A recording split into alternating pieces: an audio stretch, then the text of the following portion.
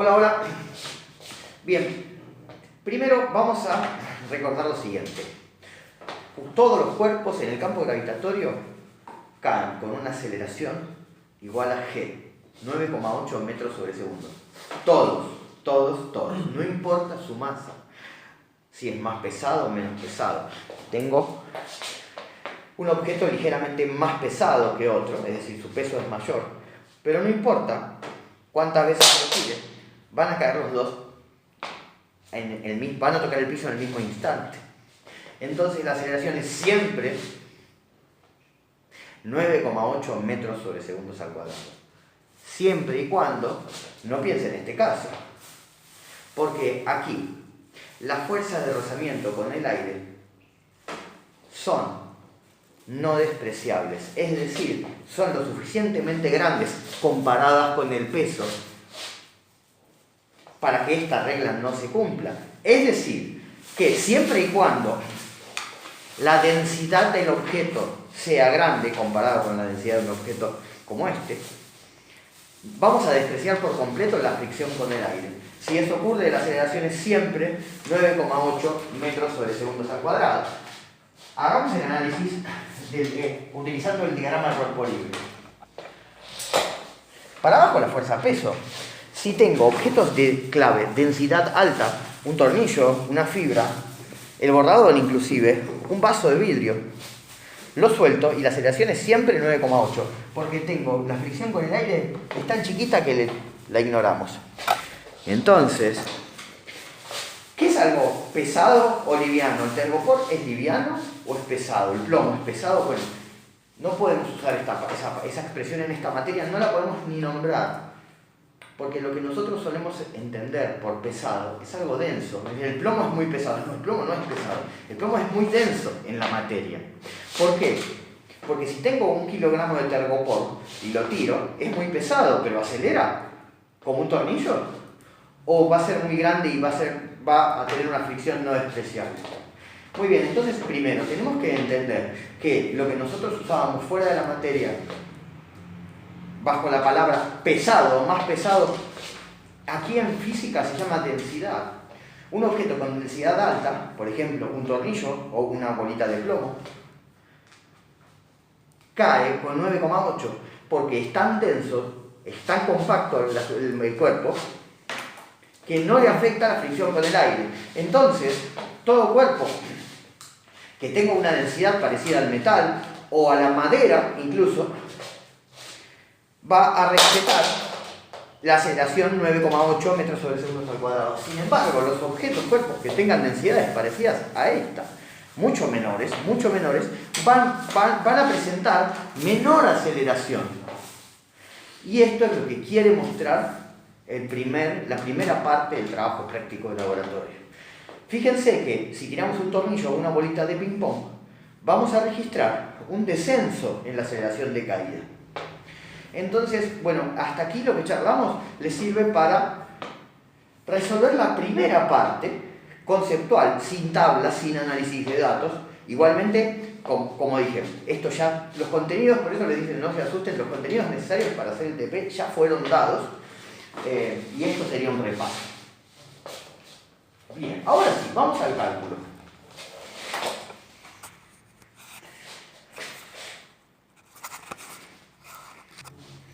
La primera experiencia es la siguiente. Se va a dejar caer un objeto desde cierta altura y se va a echar a andar el cronómetro en el momento que el objeto es soltado. Y impacta contra una bandeja que tiene un sensor y mide el tiempo que tardó la caída. Tiene un sensor abajo. También detecta, el instante en el cual se suelta la pelota, echa a andar el cronómetro. También es un sensor. Entonces, tenemos información de 2 puntos, inicio y final. Entonces, al conectarse al laboratorio remoto, lo que va a aparecer en pantalla, después de ver la experiencia, después de ver el video de la experiencia, les va a aparecer un número. Ese es el número, que el número es el tiempo que tardó en caer. Así que, hacemos la experiencia 3 veces, y como la hice yo en clase, recuerdan que soltamos un objeto y medimos cuánto tiempo tardó en caer, de manera muy aproximada, lo hicimos en clase a modo demostrativo. Entonces, nosotros medimos 3 veces y luego ponemos el promedio. Medimos el promedio del tiempo que tarda en tocar el piso. Lo hacemos 3 veces para el objeto A, 3 veces para el objeto B, 3 veces para el objeto C. Y bien, ¿por qué se va variando el objeto? Al igual que en la explicación anterior, si el objeto es denso, como la fibra, va a caer con una aceleración muy parecida a 9,8, casi 9,8. Sin embargo, si es una pelota de ping-pong, un pedazo de papel, una bolsa de nylon, la aceleración va a ser mucho menor. Y esto es lo que se pretende mostrar en esta experiencia. Ahora, nosotros medimos cuánto tarda en caer. Desde la altura voy a tomar una de las alturas del TP, 1,1 metro. Pero, por lo visto en el módulo 1, tenemos las herramientas para predecir cuánto debe tardar de manera teórica. Entonces, para eso utilizamos esta fórmula. Altura igual a 1/2 de la aceleración por el tiempo al cuadrado. Porque es la ecuación de MRV, tomando como posición, y esto sale de MRV, no es una fórmula nueva, sale de MRV. Entonces, reemplazamos la altura, aquí reemplazamos el 9,8 y obtenemos el tiempo. Entonces, esto es hacer el cálculo teórico. Lo que puse en azul es calcular, utilizando MRV, cuánto debería tardar esta caída, tomando como aceleración a la gravedad. Entonces, este es el valor calculado, lo que nosotros calculamos de manera, lo que debería tardar, y debemos contrastarlo con el tiempo medido. Es decir, si la matemática, la cuenta me dice que tiene que tardar 0,6 segundos, lo mido y tarda 0,8, si tuvo retraso, bueno, ese cuerpo será menos denso. Será, si tuvo retraso y veo que el tiempo teórico y el medido no coinciden, se tratará de un cuerpo menos denso, como una pelota de ping-pong, una pelota de tergopor, una bolsa o un bollo de papel. Entonces, a mayor densidad, más se va a parecer lo que nosotros medimos a el cálculo teórico. Igualmente, esto es una aclaración, luego se van a ir dando cuenta que les pide el trabajo y consigna a consigna. Muy bien. Entonces, hasta aquí vimos todo lo que les va a pedir la primera parte. La siguiente experiencia es el análisis, es una caída en un plano inclinado. Y tenemos más mediciones por experiencia. Tenemos 6 sensores a lo largo del plano inclinado. Entonces, la máquina del laboratorio lo que hace es, me informa en qué instante pasa por aquí, en qué instante pasa por aquí, en qué instante pasa por aquí. El primero, el 1, comenzamos. Este es el que cuando detecta que salió la bola, pone en 0 el cronómetro. Así que el sensor 1, completamos la tabla 0, 0. Luego, 6 centímetros a la derecha, en la caída, en la dirección de la caída, en el sentido de la caída, perdón, tenemos el sensor 2. Entonces, aquí el cronómetro se pone a andar. El primer tiempo que aparece es cuánto tardó la bola en ir de aquí a aquí. Ahora, el sensor 3 cuando se activa cuando la bola pasa por aquí. Entonces, en este orden, aquí dará 0, aquí lo que tardó de aquí a aquí, y en este es lo que tardó en ir de aquí a aquí. Es decir, que los 6 tiempos que me dan corresponden al tiempo en el cual estuvo aquí, estuvo aquí, estuvo aquí. Vamos a armarlo, sabiendo que la primera separación es 6 del 0 al 1, de la posición inicial al primer sensor, y el resto de las medidas las longitudes que separan a los sensores es de 10 centímetros. Así que 1, 0.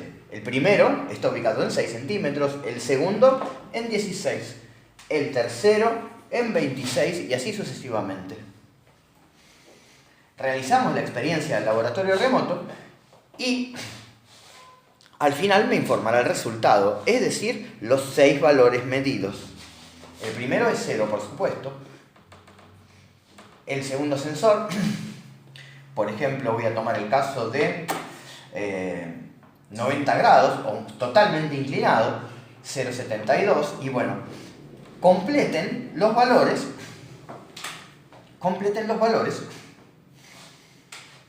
¿qué entrega? Armamos una tabla. Esto se los va a dar la máquina del laboratorio remoto, les va a entregar esta tabla. Simplemente, esta explicación es para que puedan interpretar qué significa y qué está midiendo. Muy bien, entonces vamos de nuevo. Nos da en qué instante pasa por aquí, en qué instante pasa por aquí, en qué instante pasa por aquí, en forma de tabla. Es decir, estaba en 0, en 0. A los 6, cuando estaba en la posición 6 centímetros, es en este instante. La posición 16 centímetros es alcanzada en tal instante. Entonces, armamos una tabla en el GeoGebra. En la primera coordenada, la que nos va a dar como X, ponemos el tiempo. Ponemos todos los números. Y 0, 6, 16, 26, 36, 46 y 56 va en la segunda columna. Ponemos 0, 16, 26 y aquí los tiempos que me da el laboratorio, ¿verdad? Utilizando las herramientas del GeoGebra. Es muy sencillo, apretan el botón tabla y va a dar una cuadrícula similar al Excel y completan. Y cuando le dan OK, aparece en pantalla el gráfico y les va a dar algo así.